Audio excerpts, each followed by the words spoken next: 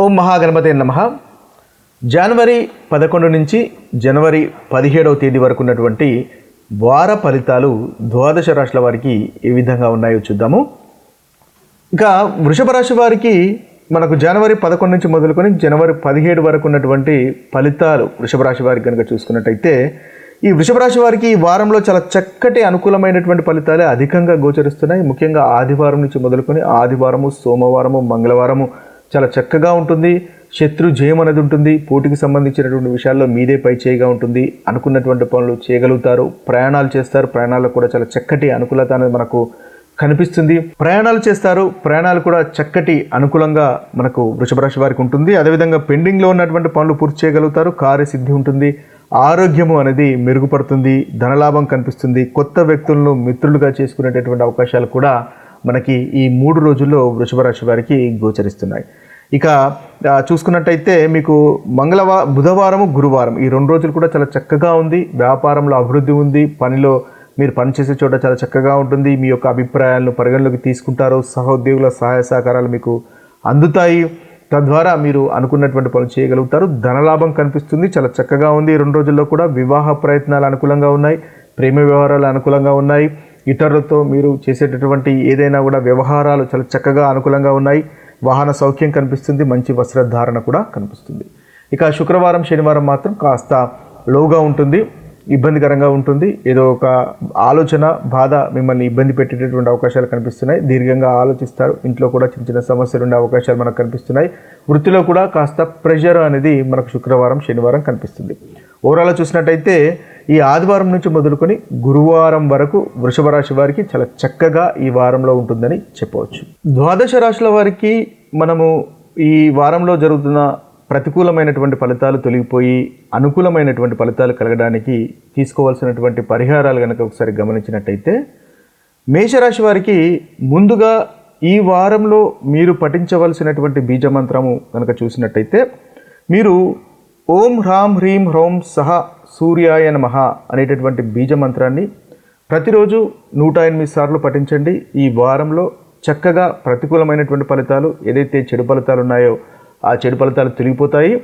మంచి శుభ ఫలితాలు, మీరు అనుకున్నటువంటి పనులు కలుగుతాయి. శుభ ఫలితాలు కూడా ఈ వారంలో కలుగుతాయి. అయితే ఈ బీజమంత్రంతో పాటు ఆదిత్య హృదయాన్ని పఠించండి.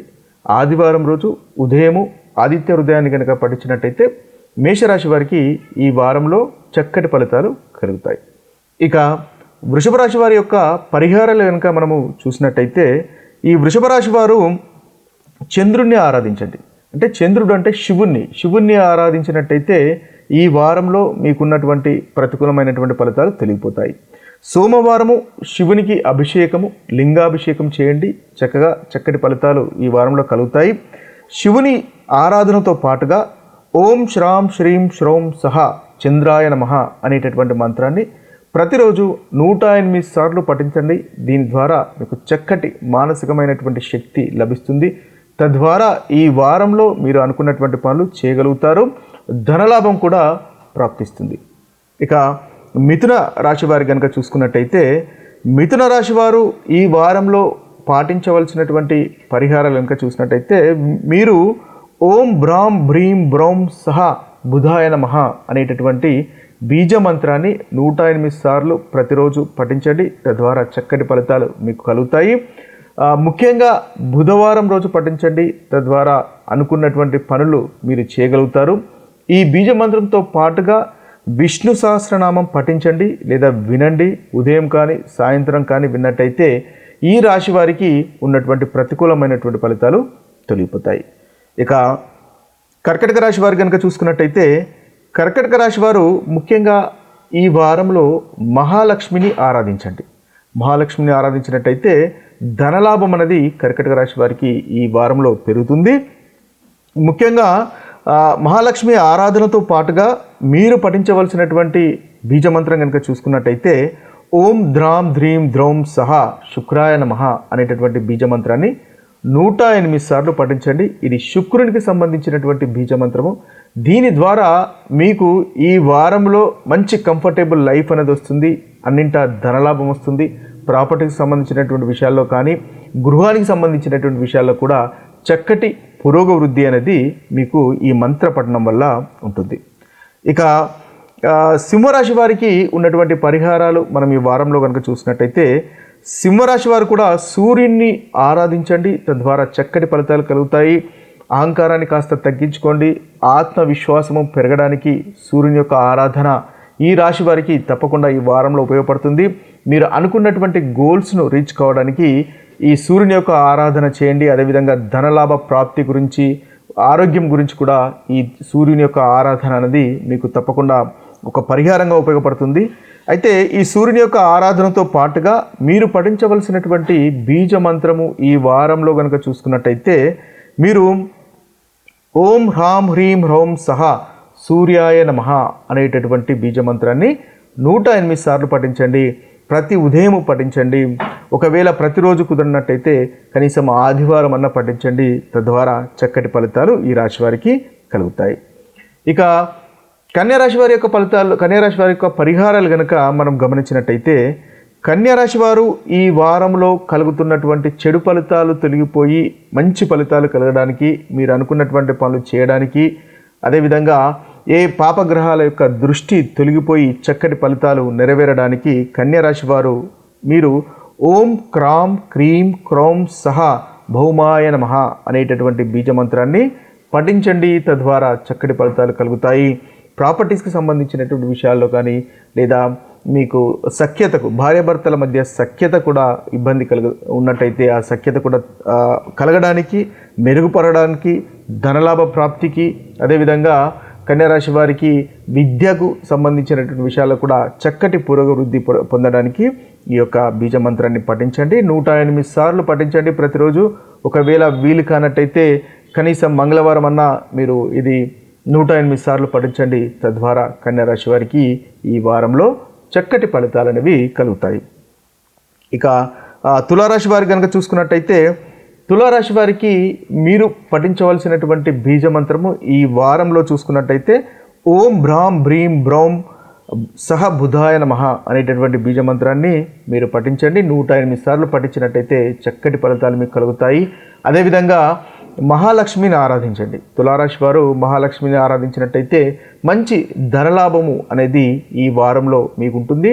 అదేవిధంగా చెడు ఫలితాలు కూడా తొలగిపోయి చక్కటి అనుకూలమైనటువంటి ఫలితాలు ఈ వారంలో మీకు కలుగుతాయి. ఇక వృశ్చిక రాశి వారికి కనుక చూసుకున్నట్టయితే, వృశ్చిక రాశి వారికి పరిహారాలు, మీరు ఈ వారంలో శనీశ్వరుణ్ణి పూజించినట్టయితే చక్కటి ఫలితాలు కలుగుతాయి. ఏదైతే మీకు పెండింగ్లో ఉన్నటువంటి పనులు, దీర్ఘకాలికంగా మీకు కావట్లేదు అని అనుకున్నటువంటి పనులు కూడా మీకు నెరవేరుతాయి. అదేవిధంగా మీకు వృత్తికి సంబంధించినటువంటి విషయాల్లో ప్రోగ్రెస్ అనేది ఉండడానికి మనకు ఈ శనిని పూజించండి. శనీశ్వరుని పూజించినట్టయితే చక్కటి ఫలితాలు వృశ్చిక రాశి వారు పొందగలుగుతారు. అదేవిధంగా మీరు పాటించవలసినటువంటి బీజ మంత్రం కనుక చూసినట్టయితే ఓం ప్రాం ప్రీం ప్రౌం సహ శనిశ్చరాయ నమః అనేటటువంటి బీజ మంత్రాన్ని పఠించండి. తద్వారా చక్కటి ఫలితాలు కలుగుతాయి. రోజుకి 108 సార్లు కనుక పఠించినట్టయితే అనుకున్నటువంటి ఫలితాలు ఈ వృశ్చిక రాశి వారు ఈ వారంలో పొందగలుగుతారు.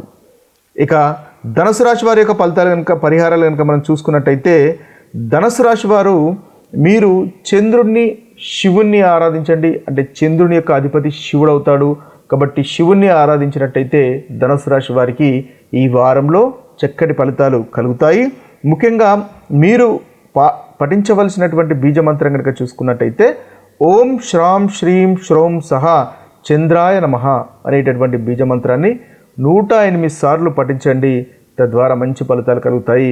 సోమవారం తప్పకుండా శివునికి అభిషేకం చేయించుకోండి, మంచి ఫలితాలు కలుగుతాయి. ఏదైతే ప్రతికూలమైనటువంటి ఫలితాలు ఈ వారంలో మీకు కలుగుతున్నాయో ఆ ప్రతికూలమైనటువంటి ఫలితాలు మనకి ధనుసు రాశి వారికి తొలగిపోయి అనుకూలత అనేది పెరుగుతుంది.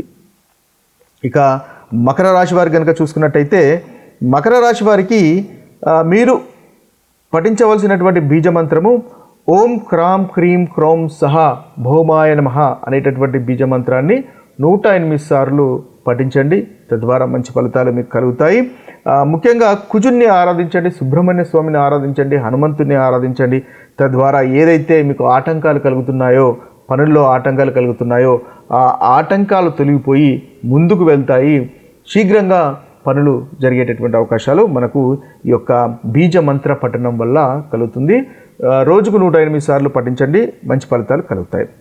ఇక కుంభరాశి వారు కనుక చూసుకున్నట్టయితే కుంభరాశి వారికి ముఖ్యంగా శుక్రుణ్ణి ఆరాధించాలి. అంటే మీరు పఠించవలసినటువంటి బీజమంత్రము ఓం ద్రాం ద్రీం ద్రౌం సహా శుక్రాయ నమః అనేటటువంటి బీజమంత్రాన్ని 108 సార్లు పఠించండి ప్రతిరోజు. తద్వారా మీకు మంచి కంఫర్టబుల్ లైఫ్ అనేది వస్తుంది, ధనలాభం అనేది పెరుగుతుంది. అదేవిధంగా ప్రతికూలమైనటువంటి ఫలితాలు తొలగిపోయి అనుకూలత అనేది మనకి కుంభరాశి వారికి ఈ యొక్క మంత్ర పఠనం వల్ల పెరుగుతుంది. అదేవిధంగా విష్ణు సహస్రనామం కూడా పఠించండి. అది కూడా ఒక చక్కటి మీకు మంచి రెమెడీగా కూడా మనకు కుంభరాశి వారికి పనిచేస్తుంది. ఇక చివరి రాశి అయినటువంటి మీనరాశి వారికి పరిహారం చూసుకున్నట్టయితే వీరు పఠించవలసినటువంటి మంత్రము ఓం శ్రాం శ్రీం శ్రౌం సహా చంద్రాయ నమః అనేటటువంటి మంత్రాన్ని పఠించండి. 108 సార్లు పఠించండి. మీరు కూడా శివుణ్ణి ఆరాధించండి. తద్వారా చక్కటి ఫలితాలు ఈ వారంలో పొందగలుగుతారు. ఇవి స్థూలంగా ఈ వారంలో ఉన్నటువంటి 12 రాశుల యొక్క ఫలితాలు, అదేవిధంగా పరిహారాలు. మరొక వీడియోలో మరొక టాపిక్తో కలుద్దాము. అంతవరకు సెలవు. సర్వే జన సుఖినో భవంతు, సర్వే సుజన సుఖినో భవంతు. నమస్తే.